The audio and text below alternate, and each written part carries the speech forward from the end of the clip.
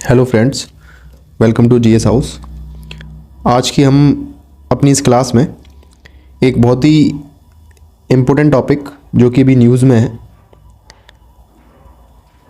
President rule इन मणिपुर, उसके बारे में स्टडी करेंगे। साथ ही समझेंगे कि जो मणिपुर में जो इशू अभी क्रिएट हो रखा है उसके पीछे का क्या हिस्ट्री है, वो क्यों इतना न्यूज़ में है। न्यूज़ में तो काफ़ी समय से, पिछले 1.5-2 साल से न्यूज़ में है, तो ब्रीफली उसका रीज़न समझेंगे। साथ ही जो वहाँ पे प्रेसिडेंट लगा है, तो प्रेसिडेंट रूल या फिर राष्ट्रपति शासन हमारे एग्ज़ाम पॉइंट ऑफ व्यू से कितना इंपॉर्टेंट है और हमारे एग्ज़ाम में किस तरीके से वहाँ से क्वेश्चन आ सकते हैं, इस चीज़ को हम अपनी आज की क्लास में समझेंगे। तो बिना किसी देरी के साथ स्टार्ट करते हैं। तो सबसे पहले तो हमें ये पता होना चाहिए कि प्रेसिडेंट रूल जो मणिपुर में लगा हुआ है, तो मणिपुर की लोकेशन क्या है। तो ये आप देख पा रहे होंगे मैप में, ये मणिपुर है जो कि 7 सिस्टर का पार्ट है। तो मणिपुर के अगर मैं आसपास जो स्टेट्स हैं उनकी बात करूं, तो ये जो स्टेट है इसका नाम है अरुणाचल प्रदेश।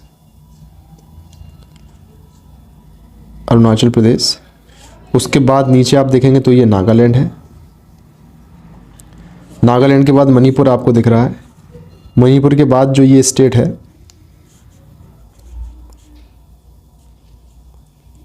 मिजोरम, बीच में आपको असम देखने को मिलेगा। असम के नीचे हम देखेंगे मेघालय,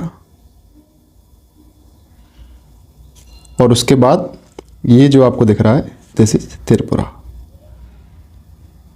तो आप देख रहे होंगे 1 2 3 4 5 6 और एक असम 7। तो इन 7 स्टेट्स को मिला के हमारा बनता है 7 सिस्टर्स। आपने ये टर्म काफ़ी बार सुना होगा 7 सिस्टर्स। तो 7 सिस्टर्स इन स्टेट्स को ही बोलते हैं, और मणिपुर जो है वो 7 सिस्टर का ही पार्ट है। इतना आपको क्लियर हुआ होगा। अब मैं थोड़ा सा आपको एक बैकग्राउंड बताता हूँ कि मणिपुर में जो भी ये इशू चल रहा है इसके पीछे का कारण क्या है। तो जैसा कि आपने न्यूज़ में देखा होगा कि मणिपुर के जो सीएम हैं बीरेन सिंह, उन्होंने हाल ही में रिज़ाइन कर दिया है from the post of CM, chief minister, मुख्यमंत्री के पद से उन्होंने इस्तीफा दे दिया है। और वर्तमान समय में जो मणिपुर के जो गवर्नर हैं, जो राज्यपाल हैं, उनका नाम है अजय कुमार भल्ला। अब देखिए है क्या, मणिपुर में कुछ एथनिक कम्युनिटीज़ हैं जिनका नाम है मेतीज़ और कुकी। अब ये 2 जनजाति हैं, ट्राइब हैं।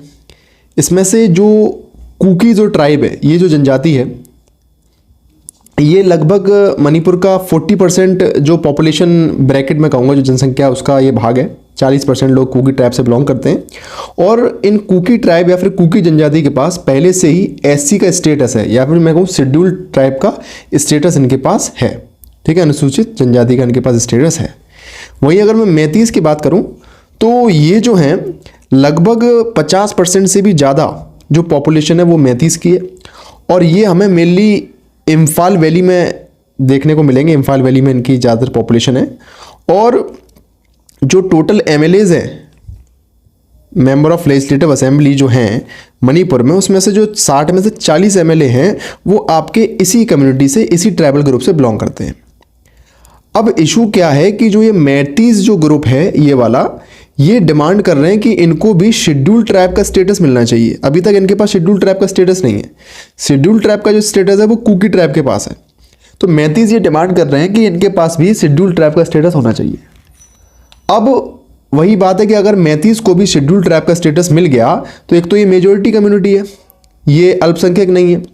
मेजॉरिटी होने की वजह से जो रिजर्वेशन बेनिफिट्स शेड्यूल्ड ट्राइब का स्टेटस होने पर कुकी ट्राइब को दिए जा रहे हैं या उनको मिल रहे हैं, उनसे कहीं ना कहीं उनको समझौता करना पड़ेगा। तो इसलिए जो कुकी ट्राइब है वो उस चीज़ का विरोध कर रही है कि नहीं, जो मैतीज़ हैं इनको जो एसटी का स्टेटस है, वो नहीं मिलना चाहिए। तो बस यही क्लेसेस जो हैं मैतीज़ और कुकी कम्युनिटी में पिछले 1-1.5 साल से चल रहे हैं। और आपने बहुत ज़्यादा वायलेंस देखने को आपको मिलेगा मणिपुर में। आप पिछले, अगर आप न्यूज़ को फॉलो कर रहे होंगे पिछले 1-1.5 साल से, तो अगर मैं आपको ब्रीफ में समझाऊं तो ये स्टेटस वाइज से ही है कि मैतीज़ जो ग्रुप है, ट्राइबल ग्रुप, ये एसटी का स्टेटस डिमांड कर रहा है, और उस डिमांड का अपोज कर रहे हैं कुकी। क्यों अपोज कर रहे हैं? क्योंकि उनके कहीं ना कहीं जो उनको बेनिफिट्स मिल रहे हैं, जो उनको रिजर्वेशन की जो चीज़ें मिल रही हैं, being a scheduled tribe status होने के लिए, वो उनसे कहीं ना कहीं उनको समझौता करना पड़ेगा।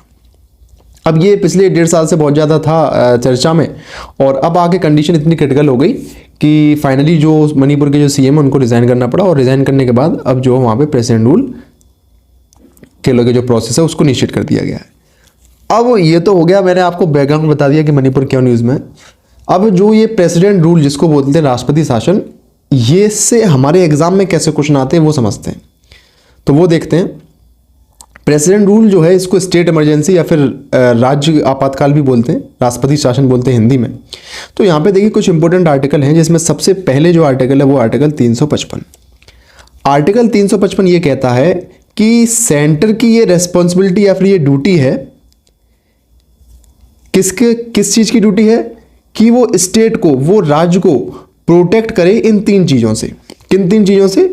एक एक्सटर्नल एग्रेशन, दूसरा इंटरनल डिस्टर्बेंस जिसको बोलते हैं आंतरिक विद्रोह, और तीसरा जो है वो है फॉलोइंग कॉन्स्टिट्यूशनल प्रोविजंस, यानी कि संविधान में जो भी प्रावधान वगैरह हैं वो प्रॉपर तरीके से उनका पालन हो रहा है या नहीं हो रहा है, किसी भी तरीके का आंतरिक विद्रोह ना हो, बाहरी कोई आक्रमण वगैरह ना हो, एक्सटर्नल एग्रेशन वगैरह। तो इन 3 चीज़ों का ध्यान रखने का या फिर इन 3 चीज़ों से प्रोटेक्ट करने की जो जिम्मेदारी है वो सेंटर की रहती है। किसको प्रोटेक्ट करने की? स्टेट को प्रोटेक्ट करने की, राज्य को प्रोटेक्ट करने की। ये कहता है आर्टिकल हमारा 355, अनुच्छेद 355। अब इस ड्यूटी को या फिर जो ये ड्यूटी है सेंटर की स्टेट को प्रोटेक्ट करने की इन 3 चीज़ों से, इसका फुलफिलमेंट जो है वो होता है आर्टिकल 356 के तहत। कैसे होता है? तो आर्टिकल 356 में जो गवर्नर होगा, गवर्नर एक रिपोर्ट भेजेगा किसको? प्रेसिडेंट को। या फिर वो गवर्नर ये बोलेगा कि जो स्टेट है, जो राज्य है, वो कॉन्स्टिट्यूशनली गवर्न नहीं हो पा रहा है, संविधान रूप से, सुचारू रूप से वो राज्य को नहीं चलाया जा पा रहा है, इस वजह से उसमें क्या किया जाए? राष्ट्रपति शासन को लगा दिया जाए। या फिर तीसरी कंडीशन ये है कि अगर राष्ट्रपति को ये लग रहा है कि जो राज्य है वो संविधान में जो भी प्रावधान है उनको नहीं फॉलो कर रहा है, उनको नहीं पालन कर रहा है, तो भी वहां पे राष्ट्रपति शासन लगा दिया जाएगा। वहीं दूसरी ओर आर्टिकल 365 का कहता है if state does not follow the centres direction. दूसरा एक केस और क्या है राष्ट्रपति शासन लगाने का, कि अगर कोई भी राज्य जो है वो केंद्र के द्वारा किसी भी दिशा निर्देश को देने पर उसका पालन अगर नहीं करता है तो भी वहां पे राष्ट्रपति शासन लगा दिया जाएगा। If state does not follow the centres direction, ये भी एक कंडीशन है किसी भी स्टेट में प्रेसिडेंट को लगाने की। तो फिर से रिपीट कर रहा हूँ, सबसे पहला या तो गवर्नर कोई भी रिपोर्ट पेश करे प्रेसिडेंट को कि इसमें स्टेट में प्रेसिडेंट रूल लगना चाहिए। फॉर एग्जांपल गवर्नमेंट जो है, रूलिंग गवर्नमेंट जो है वो अपनी मेजोरिटी प्रूव नहीं कर पा रही, या फिर कुछ और, या फिर जो स्टेट है वो कॉन्स्टिट्यूशन के हिसाब से गवर्न नहीं हो पा रहा है, या प्रेसिडेंट को ऐसा लग रहा है कि कॉन्स्टिट्यूशन जो प्रोविजन है, जो संवैधानिक प्रावधान है उनका पालन नहीं हो रहा है, या फिर state does not follow the centres direction, या फिर जो केंद्र ने निर्देश दिए उनका राज्य पालन नहीं कर पा रहा है। तो इन केसेस में जो राष्ट्रपति है वो किसी भी राज्य में राष्ट्रपति शासन या फिर प्रेसिडेंट रूल लगा सकते हैं। प्रेसिडेंट रूल को एक और इसके लिए फ्रेज यूज होता है, that letter to the state, राज्य के लिए मृत्यु पत्र, क्योंकि यहाँ पे जो भी स्टेट गवर्नेंस है वो पूरी सेंटर के हाथ में आ जाती है, इसलिए president rule is also a that letter to the state, राज्य के लिए एक मृत्यु पत्र होता है। इसके बाद एक बहुत ही इंपॉर्टेंट केस इसी से जुड़ा हुआ है, एसआर बोमई केस, जिसमें सुप्रीम कोर्ट ने यह कहा कि जो प्रेसिडेंट का डिसीजन होता है इमरजेंसी का, that decision is subject to judicial review, न्यायिक पुनर्वलोकन। मतलब अगर प्रेसिडेंट ने इमरजेंसी को इम्पोज करने के लिए कोई भी डायरेक्शन दिया है, अगर वो डायरेक्शन वैलिड ना हो या फिर उस डायरेक्शन को प्रॉपरली तरीके से इम्प्लीमेंट नहीं किया गया हो, तो वहां पे उस डिसीजन का जुडिशियल रिव्यू हो सकता है। President is not absolute for the implementation of the president rule in any state, उनका judicial review can be possible. तो ये बात करता है हमारा एसआर बोम्बे केस। आगे बात करते हैं जो प्रेसिडेंट रूल होता है उसका अप्रूवल और ड्यूरेशन का। तो आपको समझ में आया होगा कि जो आर्टिकल्स होते हैं, जैसे आर्टिकल 355 हो गया, आर्टिकल 356 हो गया, आर्टिकल 365, तो ये हमसे कभी कभार पेपर में पूछ लिए जाते हैं। तो इनका जो क्रक्स था वो मैंने आपको बताया।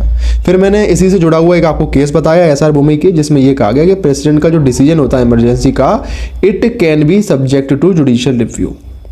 आपको इतना क्लियर हुआ होगा।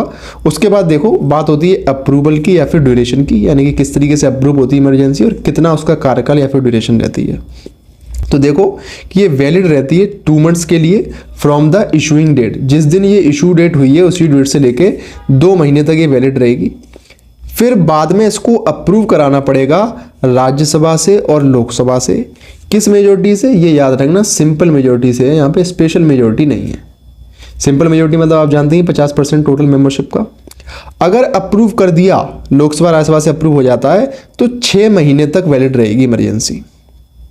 ठीक है, इशूइंग डेट से 2 महीने तक, फिर उसके बाद अप्रूव कराना पड़ेगा। अगर अप्रूव हो जाता है सिंपल मेजोरिटी के साथ तो फिर 6 महीने तक वैलिड रहेगी।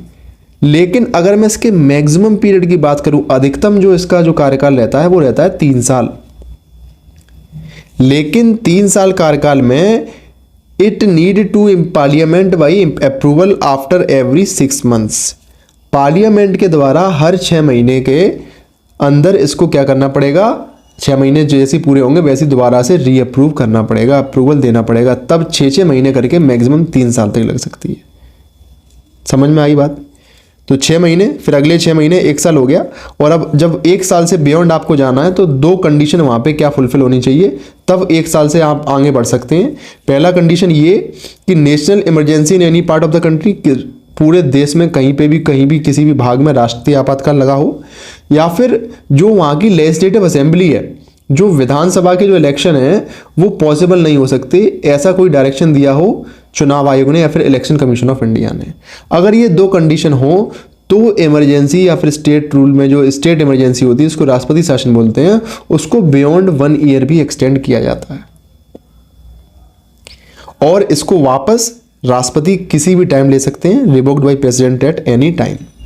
तो ये मैंने आपको बताया किसके बारे में, अप्रूवल और ड्यूरेशन के बारे में।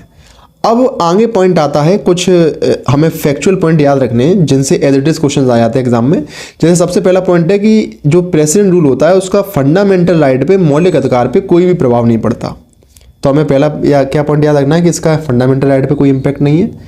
दूसरा पॉइंट है कि जो इसको जो वो चाहिए, अप्रूवल चाहिए, वो सिंपल मेजोरिटी का अप्रूवल होता है, स्पेशल मेजोरिटी का नहीं। Simple majority from parliament with in 2 months, 2 महीने के अंदर पार्लियामेंट से इसको सिंपल मेजोरिटी मिलनी चाहिए। दूसरा, हर 6 महीने पे री अप्रूवल की जरूरत होती है, दोबारा से री अप्रूव कराना पड़ेगा हर 6 महीने पे। मैक्सिमम कितना लग सकती है? मैक्सिमम से 3 साल लग सकती है। फिर क्या लिखा हुआ है कि इस जब भी प्रेसिडेंट रूल लगता है तो स्टेट का जो एग्जीक्यूटिव होता है या फिर स्टेट का जो लेजिस्लेचर होता है, कार्यपालिका विधायिका, वो सस्पेंड हो जाती है या फिर डिसॉल्व हो जाती है। तो ये कुछ पॉइंट्स हमको याद रखने हैं अबाउट द प्रेसिडेंट रूल या फिर राष्ट्रपति शासन।